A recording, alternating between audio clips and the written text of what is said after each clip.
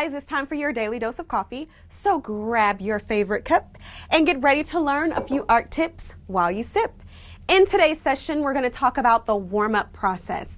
Now, if you think back to a few sessions ago, we did talk about having the artist come to the carpet. We also talked about having the artist use art critique toss as a warm-up, but I'm going to go over some different types of warm-ups that I use in my studio and kind of explain the process for one in particular. So different types of warm-ups that you can do. You can do a technique warm-up with your artist. Maybe you're teaching them how to blend oil pastels, and so you do a quick little warm-up with them about how to blend oil pastels. Maybe you want to do an inquiry-based warm-up, and in that type of warm-up you pose a question. So for example, I'll have a piece of artwork on the screen and I'll have the question be, what do you think this artist was thinking about when they created this artwork? So they think and then they turn and talk with their partner. Now that type of warm-up, the inquiry-based warm-up, is to get them thinking about artist intent. So I may want to have them apply that to what they're doing in their project later in class when they start to create, or just get them thinking about artist intent in general. The type of warm-up that I'm going to kind of walk you through today that I do is called respond and write. And so artists are going to need their sketchbooks for this type of warm-up. They're also going to need a drawing board and they're going to need a pencil. Now these are completed at the carpet mainly because I want them to be up close and personal with the artwork. My studio is kind of big, so if I have them sit back at their tables, they don't necessarily get to see all of the details in the artwork. So when artists come in, they have a seat on the carpet. I give them a quick little 30-minute rundown of the type of warm-up we're going to do. I, in my studio, try to make things as easy as possible so that my time can kind of flow. So I already have the artist's number for the table they're sitting at. So these portfolios are already out at their table numbers when they come in.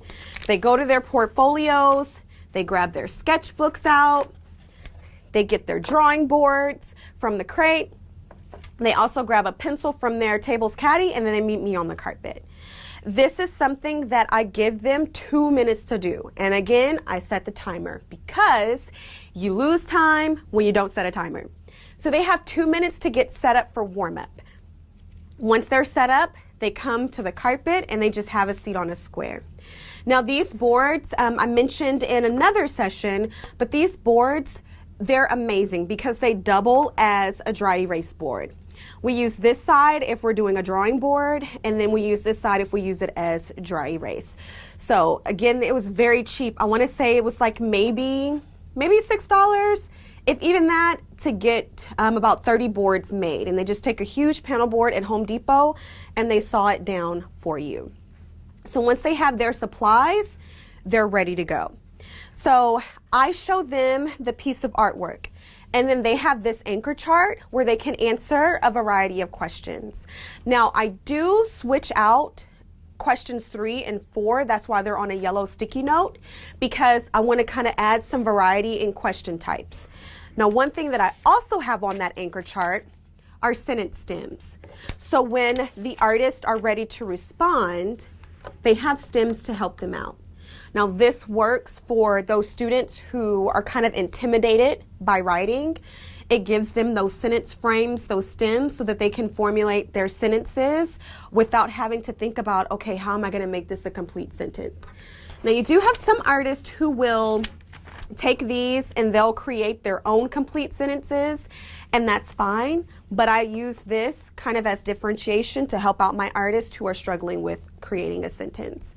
So I give them, just like in art critique toss, I give them about a minute to scan the piece of artwork before we complete warm-up. They answer their 2 questions, and then it's time to share. Now, they get a minute to scan. I give them 5 minutes to answer 2 questions, and most of my artists finish within that 5 minutes.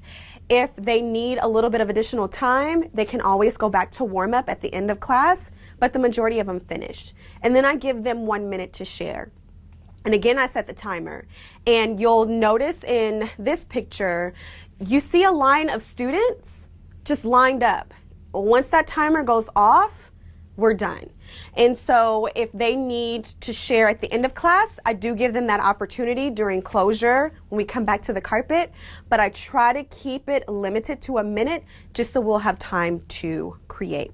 Now you could take, just like I talked about in the other session, session 1, using a famous piece of artwork, you could also do this warm-up using artwork from your studio. So you can have students volunteer their artwork and you can use this in the warm-up for your class. This could be also twisted into a closure as well. So I hope you guys enjoyed your daily dose of coffee. Check back next year, because today is the last session, but check back next year for more art tips while you sip. I really hope you guys enjoyed this series, and I'm looking forward to questions, comments, and concerns. You can always tweet me or you could always email me. Thanks and have a great day.